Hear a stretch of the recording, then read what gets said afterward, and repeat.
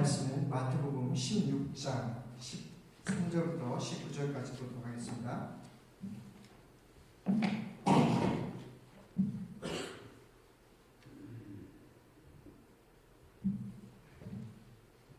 마태복음 16장 13절부터 19절.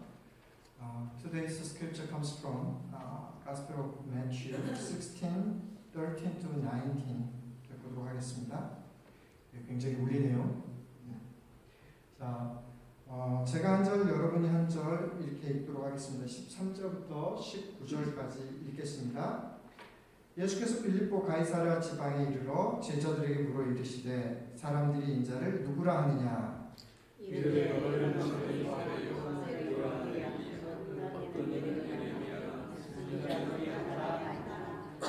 이르시되 너희는 나를 누구라 하느냐?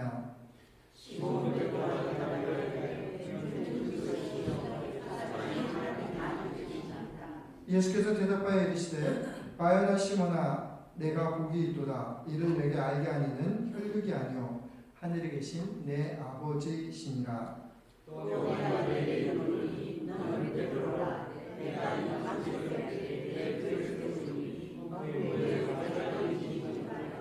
같이 읽겠습니다. 내가 천국 열쇠를 내게 주리니 내가 땅에서 무엇이든지 내면 하늘에서도 내 것이요 내가 땅에서 무엇이든지 풀면 하늘에서도 풀리리라 하시고. 아멘. 기도하겠습니다. 하나님 아버지 고맙습니다. 주의 복된 제단에 저희를 인도하여 주시고 하나님의 그 은혜의 자리에 참여할 수 있게 도와주셔서 고맙습니다. 이 시간 하나님의 말씀을 증거하고자 합니다. 인간의 모습은 가리워 주시고 오직 주의 말씀만 선포되게 도와주옵소서. 주의 말씀이 우리의 마음을 움직일 때 아멘하고 순종할 수 있도록 도와주옵소서. 감사하고 예수님 이름으로 기도합니다. 아멘.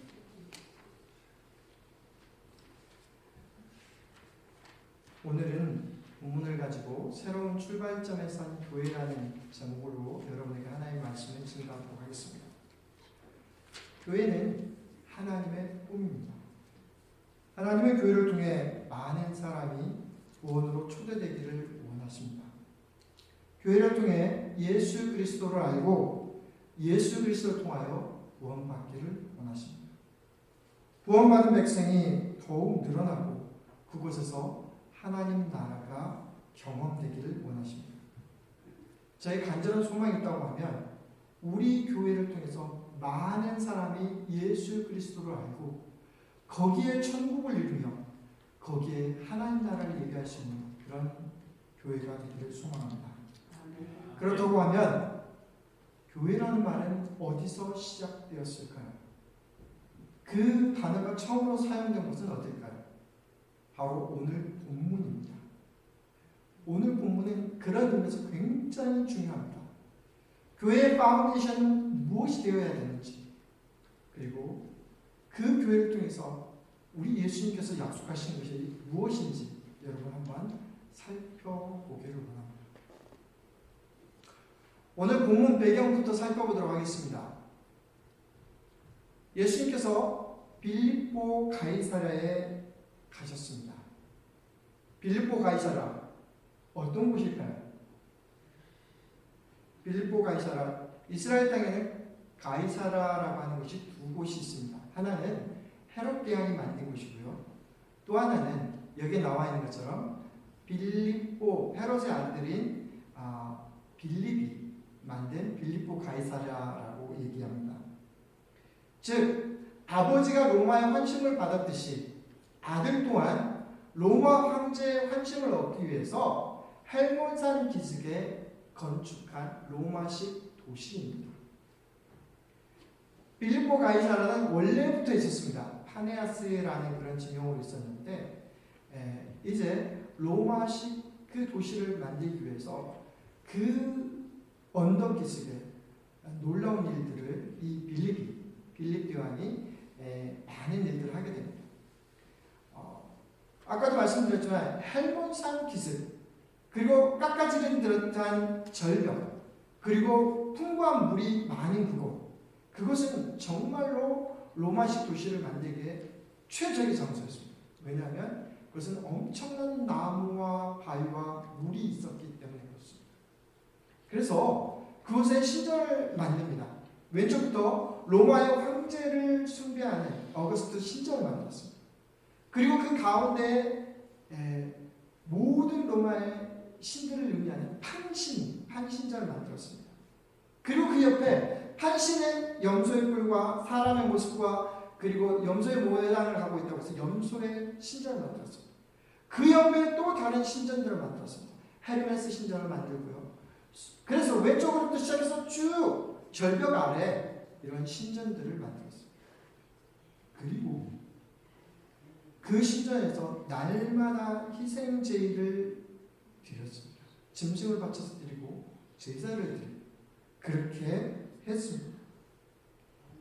규모도 어마어마했고요. 그 신전 옆에는 깎아지른 절벽이라고 했기 때문에 동굴들도 이렇게 있었습니다. 꼭 뭘 상상하시면 되냐면 우리나라 한국에 산 밑에 절벽 밑에 보면 그 절벽마다 뭐가 있습니까? 불상이 새겨져 있지 않습니까? 꼭 그런 식으로 이렇게 새겨져 있는 곳입니다. 그것을 방문한 사람들에게 묻습니다. 하나님이 누구십니까? 당연하게 나옵니다. 뭐라고 나옵니까? 아구스투스입니다. 시저입니다. 판신입니다. 염소신입니다. 헤르메스입니다. 오늘 본문은 바로 그곳에서 예수님과 제자들이 나눈 대화의 내용입니다. 오늘 본문 중에서 가장 핵심 한 구절을 뽑으라고 하면 어느 구절을 뽑을 수 있을까요? 여러분 교회를 오랫동안 다녔기 때문에 두말 없이 베드로가 예수님께 대답한 그 말을 뽑을 수 있을 것입니다. 예수님이 제자들에게 묻습니다. 야, 세상 사람들이 인자를 뭐라고 얘기하느냐? 그랬더니 세례 요한이라고 합니다. 엘리야라고 얘기합니다. 예레미야라고 얘기합니다. 그 다음에 선지자 중에 한 명이라고 이렇게 얘기합니다. 그렇게 얘기를 나눕니다. 야, 제자들도 대단하죠. 판신도 아니고 어거스투스도 아니고 다른 우상들의 이름을 내는 것이 아니고 이런 이스라엘의 유명한 인물들을 이야기했다는 것 자체만으로도 대단합니다. 근데 어딘가 조금 부족합니다. 그래서 예수님이 물어봅니다. 너희들은 나를 누구라고 하느냐? 여러분 예수님을 누구라고 생각하십니까? 어떤 사람은요. 완전 노블에 갔더니 그런 책들이 많아요. 예수님은 나의 치료자십니다. Jesus is my healer. Jesus is my business administrator. Jesus is CEO. Jesus is miracle maker. 그렇게 얘기를 합니다. 기적을 베풀고 경험하고 또 수많은 여러 가지 다른 모습. 예수님의 모습에 대해서 자기들의 구미에 맞게끔 예수님의 그 정체성을 정의합니다. 그런데 그렇기 때문에 교회도 그것에 맞춰가는 것 같습니다. 여러분에게 예수님이 누구십니까? 예수님이 누구십니까? 생각하지 않으니까 누가 보이냐면 가족들이 보이고 사람들이 보이고 고향이 보이고 학벌이 보이고 내가 하는 사업에 따라서 사람들이 보입니다. 그리고 이 교회는 이런 분위기야. 그렇게 갑니다. 이렇게 갑니다. 그때 베드로가 용감하게 나섭니다. 주는 그리스도시요 살아계신 하나님의 아들입니다. 같이 한번 따라서 해보겠습니다. 주는 그리스도시요 살아계신 하나님의 아들이십니다. 여러분 예수님이 주, 나의 주입니다. 예수님이 그리스도, 예수님이 하나님의 아들, 예수님이 지금 살아계셨다. 그 자체만으로 얼마나 큰 감동이 됩니까? 예수님이 정답 발견하시거나 내가 복이 있도다. 너 스스로 얘기한 것 같은데 이 대답은 하나님께서 내게 복을 주셔서 내게 말씀하신 대답이다. 이렇게 얘기를 합니다. 베드로는 지금 이렇게 고백하고 있는 거예요. 예수님만이 나의 전부이십니다. 나는 예수님 때문에 구원을 얻고 예수님으로 말미암아 영생을 얻었습니다. 나는 예수님께서 지금 살아계신 하나님의 아들이심을 믿습니다. 나는 그 예수님 한 분만으로 족합니다. 그렇게 고백하고 있습니다. 신앙생활을 하다 보니까요. 우리 마음이 정말 중요합니다.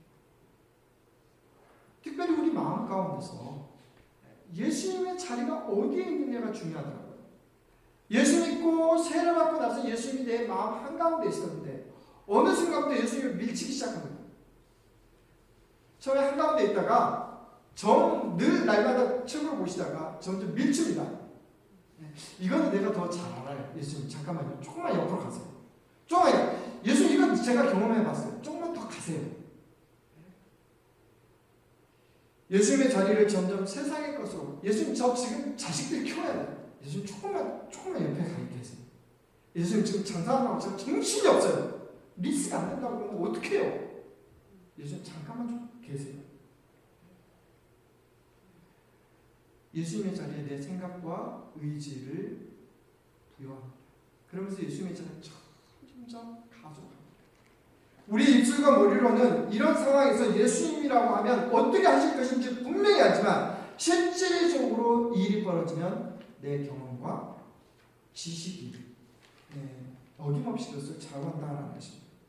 그래서 사람을 예수님의 눈으로 보는 것이 아니라 실질적인 이해관계, 저 사람 나를 잘 도와줄 것인지, 저 사람 나를 잘 이끌어줄 것인지, 혹은 내가 저 사람과 사귀었을 때 도움이 될 것인지 말 것인지, 그렇게 관계를 맺기 시작합니다. 이것이 참된 사랑의 관계입니까?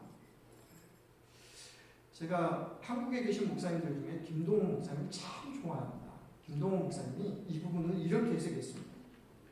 베드로의 신앙 고백을 하나님이 주인 되시는 교회로 해석하고 하나님이 주인이 되시는 교회를 하겠다고 하나님께 서원하였다. 지금 내가 이 글을 쓰고 있는 시간에 미국에서 공부를 하고 있는 큰아들 마지막 논문 디펜스를 하고 있는 시간이다. 큰아이가 고3 때 공부해서 남줘라, 5,000명을 먹이는 사람이 되거라 라는 말을 들은 후 정말 열심히 공부하였다. 나는 공부하는데도 신앙 고백이 필요하다고 생각한다.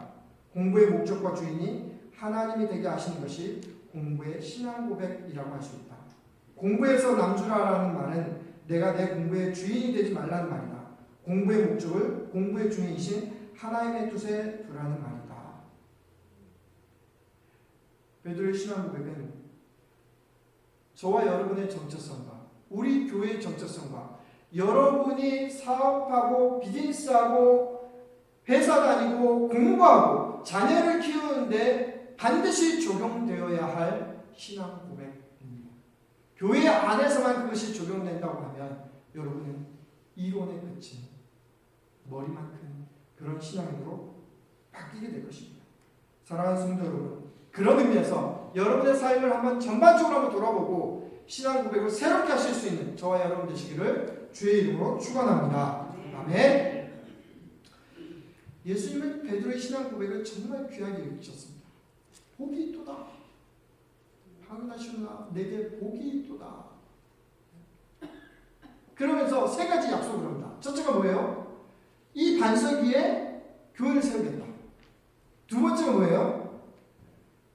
음부의 권세가 그것을 이기지 못할 것이다.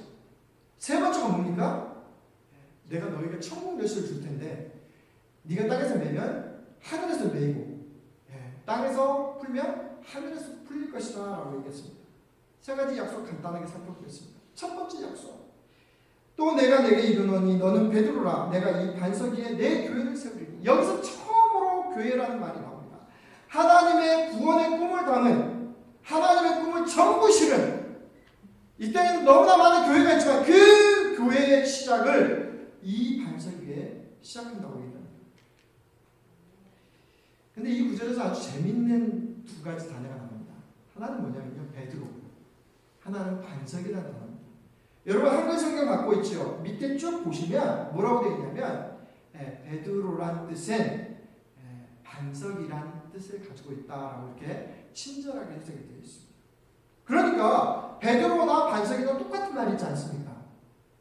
근데요, 그러면 그 베드로 위에 하나님의 교회를 세운다고 하니까 그렇게 해석해야 됩니까? 아닙니다. 원어상으로 보면 좀 차이가 있습니다. 베드로라고 하는 그 이름에는요, 우리가 쉽게 집어서 던지고 굴리고 할 수 있는 그런 작은 돌을 베드로라고 얘기합니다.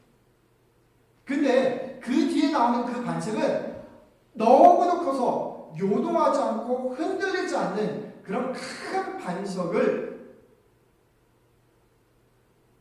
반석이라고 이렇게 얘기합니다. 원어상으로 보면 페트로스와 페트라. 여러분 요르단에 가면 가장 유명한 동네가 하나 있죠. 인디아나 존스가 나와서 이렇게 말 타고 이렇게 가는 데 있었잖아요. 거기 어디예요? 페트라 있지 않습니까? 거기 보면 온통 바이블 이렇게 있지 않습니까? 자, 그러나 뒤에 나오는 이 반석의 교회를 세운다라고 하는 것은 아마 시편 18편에 나와 있는 그런 반석과 같습니다. 나의 힘이 되신 여호와여, 내가 주를 사랑하나이다.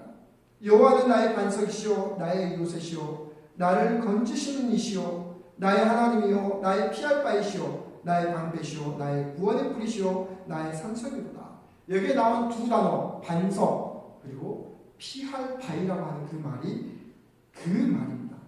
지금 예수님은 베드로 위에 교회를 짓겠다고 하는 것이 아니라 예수 그리스도를 제대로 신앙 고백하고 있는 그 베드로의 놀라운 신앙 고백 위에서 하나님의 교회를 세우겠다라는 것입니다. 어쩌면 우리가 살아가면서 우리는 베드로와 같은 존재일지 모릅니다. 사람들이 함부로 쉽게 우리를 집어던져서 굴릴 수 있고 던질 수 있고 마음대로 컨트롤할 수 있는 그런 사람들일지 모릅니다. 그런데요, 하나님은 우리 안에 놀라운 신앙을 주셔서 더 이상 흔들리지 않고 그 안에 경고한 예수 그리스도 하나님의 놀라운 붙드심 있는 그런 신앙으로 우리를 이끌어 주시는 그런 하나님 나라를 세우겠다는 그런 약속이기도 합니다. 이 구절을 묵상하다가 겨자씨가 생각이 났습니다. 천국에 대한 비유를 할 때마다 항상 생각나는 게 겨자씨 비유죠. 여러분, 머스타드 씨드가 뭐라고요? 여러분 보시면 이렇게 불면 그냥 쫙 나가는 것이 겨자씨입니다. 그런데 뭐라고요? 겨자씨도 때로는 뭐 할 수 있다고요? 이상을 들어 저리로 옮길 수 있다. 하찮은 겨자씨에서 머물 수도 있지만 그만한 믿음이 갑자기 산을 옮길 만한 믿음이 된다는 변화, 바로 이것이 그저 굴러다니는 돌멩이 믿음에서 든든한 반석과 같은 그런 믿음으로의 변화가 아닐까요? 저와 여러분도 신앙생활 하시면서 제발 이런 경험을 하실 수 있기를 주의 이름으로 축원합니다. 여러분 위에 하나님의 든든한 교회가 세워질 수 있도록 주의 이름으로 축원합니다. 두 번째 약속은 뭐라고요? 첫 번째 약속은 이 반석의 교회를 세운다. 두 번째는 뭐예요? 기억이 안 나시면 잊어버리셔도 괜찮습니다. 두 번째는 음부의 권세가 이기지 못하다라고 얘기했습니다. 음부의 권세가 뭘 못 이긴다고요? 이 교회를, 이 반석 위에 세워진 교회를 절대로 이길 수 없다라는 것입니다. 사실은 번역은, 한국의 성경은 번역을 뭐라고 되어 있냐면 음부의 권세라고 되어 있습니다. 근데 역시 원어상으로 보면 뭐라고 되어 있냐면 이 한국 반주도 그걸 밝히고 있습니다. 음부의 대문들이라고 이렇게 번역이 되어 있습니다. 영어 성경으로 보면 지옥의 문들이라고 이렇게 번역이 되어 있습니다. 여러분 아까 말씀드렸죠. 그 판신전 옆에 큰 동굴이 하나 있는데 낮에도 아주 캄캄합니다. 한참 들어갔는데 갑자기 뚝 떨어지면서 밑으로 뚝 떨어지고 그 밑에 웅덩이가 하나 이렇게 존재합니다. 근데 도로 쭉 내려가는데 얼마나 깊은지 모르는 거예요. 그래서 사람들이 시험을 한번 해보는 거예요. 뭘 시험을 해봤냐면 줄을 갖고 어느 정도 들어가는지 해본 거예요. 근데 끝이 닿지는 않은 거예요. 그래서 그 다음부터 사람들이 어떤 생각을 하게 되냐면 저기가 신에게 잘못 보이면 지옥으로 떨어지는, 지옥과 연결되는 그 통로가 되나 보다. 그렇게 생각을 했습니다. 그 옆에 무시무시한 지옥의 문이 펼쳐진 그것을 생각하니까 마음이 얼마나 쫄았겠습니까? 여러분 정말로 우리가 어떤 상황 가운데서도 두려움했던 때 그때 영어로 뭐라고 얘기합니까? 패닉이 왔다고 합니다. 판신전 옆에서 두려움했던 그 행위를 뭐라고 그래요? 패닉이 왔다 그렇게 얘기합니다. 사람이 어떤 상황을 맞닥뜨리게 되면 패닉이 오는 상황이 있습니다. 반드시 오죠. 저도 그런 패닉이 왔습니다. 연합하려고 했더니 교인들이 안 따라갑니다. 이유를 좀 얘기해 주세요. 제가 뭘 잘못했습니까? 제가 뭘 잘못한 건 아니에요. 속이 상합니다. 15년 동안 목회했는데 내 목회의 결과가 이건가? 그런 생각이 듭니다. 소망교를 뭘로 보고 필그림교를 뭘로 보고? 마음이 아픕니다. 그래도 내가 하나님 앞에 입술로 내뱉은 것이 나는 하나님만 바라보고 갑니다. 저는 여러분 절대로 포기하지 않습니다. 지난주에도 제가 저희 성도님들 신방하면서 그 얘기를 했습니다. 제가 우리 권사님도 포기하지 않습니다. 집사님도 포기하지 않습니다. 좀만 기다려주세요. 제가 반드시 모시고 갑니다. 네. 그렇게 하면서 제가 그렇게 하고 왔습니다. 저는 뒤틀어진 사람의 마음을 바꿀 수 있는 그런 능력은 없습니다. 그래서 오직 성령님께서 도와주셔야만 그 일을 할 수 있습니다. 그 덕택에 제가 어떤 느낌이냐면 굉장한 수치심 같은 것을 느낍니다. 하나님 어찌하여 나를 이렇게 시작하십니까? 그런 마음이 듭니다. 근데요, 뭐라고요? 음보의 권세가 그것을 이기지 못한다. 꼭 저만 이런 마음이 있겠습니까? 갑자기 직장을 잃은 사람의 마음이 어떤 상황이겠습니까? 패닉이 오지 않겠습니까? 뭔가 서류를 잘못 썼는데 리스트가 잘못돼서 모든 것을 뜯고 나와야 되는 그런 상황에서 어떻게 했습니까? 한 번은요, 성경 공부하는 우리 집사님 중에 한 분이, 다른 교회 다니시는 집사님 한 분이 미국에 남편을 따라서 왔습니다. 애 셋을 데리고 나왔는데 애 둘을 데리고 하나를 뱃속에 이렇게 메고 왔는데 도대체 남편은 직장을 왔다 갔다 하고 애 둘하고 지금 임신이 걸려서 너무 힘듭니다. 근데 아는 사람 없는데 패닉이 갑자기 오더라고요. 누가 나를 도와주지? 도대체 왜 나를 혼자 놔두고 미국이 좋다고 하더만 말 통하는 사람 한 명도 없고 어떻게 나를 이렇게 버려두지? 그러다가 주변에 한국 사람, 한국을 할 거 가서 한국 사람을 만나게 됐어요. 그리고 어떤 부부가 그 가정을 자기 집으로 초대를 했는데 텃밭이 있고 그 텃밭에서 상추를 뜯어가지고 바베큐를 해서 먹여주는데 그렇게 맛있더랍니다. 지난 20년 동안 제일 자기 머릿속에 기억나는 게 애 메고 있는데 너무 힘든데 자기에게 쌈 싸줬던 그 사람의 모습이 그렇게 그렇게 기억이 나더랍니다. 무엇을 얘기합니까? 패닉의 순간에 나 혼자서 이길 줄 알았는데 믿음으로 이길 줄 알았는데 절대로 그게 안 됩니다. 누가 해결할 수 있습니까? 교회에서 그것을 해결할 수 있도록 우리가 단합된 힘으로 그 사람에게 나아가야 된다는 것입니다. 때로는 말 못할 정신적인 문제, 부부나 자녀 문제, 또 믿었던 사람들에게 느끼는 그런 배반이나 수치심을 우리는 혼자 스스로 이겨내려고 할 때가 너무나 많이 있습니다. 그럴 때마다 쫙쫙 넘어집니다. 믿음으로 이긴다고요? 우리 안에 드는 의심은 우리 스스로 해결할 수가 없습니다. 근데 옆에서 장로님이 집사님 가만히 있어봐. 내가 기도할게. 권사님이 내 손을 꽉 붙잡아주면서 울지 마. 내가 좀 붙잡아줄게. 네, 그렇게 했을 때 여러분은 우리 안에 교회됨을 느낄 수 있습니다. 예수님께서 뭐라고 얘기합니까? 반석 위에 세워진 믿음의 교회를 음부의 권세가 결코 이기지 못한다고 얘기하고 있습니다. 패닉의 상황에서도 믿음의 공동체인 교회를 통해서 넉넉히 이길 지혜와 능력을 허락해 주셔서 마침내 우리에게 승리를 주신다는 것입니다. 예수님은 제자들에게 이렇게 말씀하셨습니다. 세상에서는 너희가 환난을 당하나 담대하라. 내가 세상을 이겨노라. 이런 믿음의 승리를 저와 여러분이 정말 경험하실 수 있는 그런 은혜의 교회가 되시기를 주의 이름으로 간절히 축원합니다. 세 번째 약속이 무엇입니까? 내가 천국 열쇠를 주겠다는 것입니다. 예수님께서 베드로에게 천국 열쇠를 주리니 네가 땅에서 매면 하늘에서도 매일 것이요 내가 땅에서 무엇이든지 풀면 하늘에서도 풀리리라. 천국 열쇠를 줬으니까 내가 무엇이든지 하나님 앞에 뗐으면 하나님께서 들어주시고 내가 그냥 저 마음에 안 드니까 확 막아버리면 그걸 막겠다는 그런 얘기입니까? 많은 사람들이 이 구절을 그렇게 이해합니다. 우리가 열심히 두세 사람이 모여서 기도하면 하나님께서 그걸 열어주실 거야.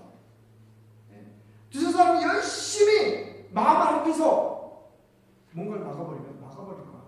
왜? 천국 열쇠가 우리 손에 있으니까. 그 말입니까? 곰곰이 묵상하다가 그런 생각이 들었어요. 천국의 열쇠는 누가 주시는 거예요? 하나님의 아들 예수님이 주시는 것입니다. 우리에게서 가장 부족한 것은 무엇입니까? 하나님을 향한 열심보다 하나님의 뜻과 하나님의 마음이 있지 않습니까? 우리가 제대로 된 신앙 고백 안에서 하나님께 나아갔을 때 우리는 하나님의 마음을 읽을 수 있습니다. 하나님의 마음을 헤아릴 수 있습니다. 그래서 예수님께서 날마다 아침마다 기도하시고 저녁마다 기도하셨던 그 첫 번째 이유가 뭐냐면 내 마음 알아주세요 아니었습니다. 내 소원 알아주세요 아니었습니다. 무엇이었습니까? 하나님 나라와 그의 뜻이 무엇인지 알려달라고 기도했던 것입니다. 그렇게 됐을 때 우리는 어떻게 됩니까? 땅에서 하늘로 연결이 됩니다. 그렇게 됐을 때 우리가 알아야 있는 여러 가지 문제들이 다 해결될 수 있다라는 것입니다. 그렇게 됐을 때 두세 사람이 간구하는 곳에 하나님의 놀라운 그런 역사가 일어날 수 있다라는 것입니다.